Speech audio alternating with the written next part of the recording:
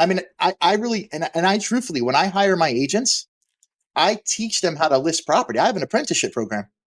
And I don't deal with buyers for 15 years. I haven't, since I've been in this business, I don't market buyers. I've always done listings, and I don't market buyers because, when you're dealing with buyers, you're showing 10 properties, you got to show them 5 more. They like one, you go in there, the roof has a problem. The seller doesn't want to fix it. Contract dies.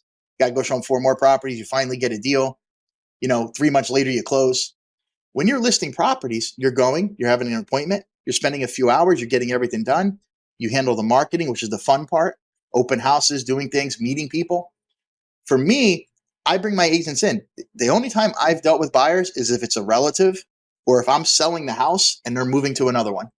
I refuse to pay Zillow. I refuse to pay Realtor.com. I focus on my expired listings, my for sale by owners. And when I list a property, I circle prospect the 500 homes around him. Hey, we just listed a property down the street. It's on the market for this much. We has an in-law suite. Blah blah blah.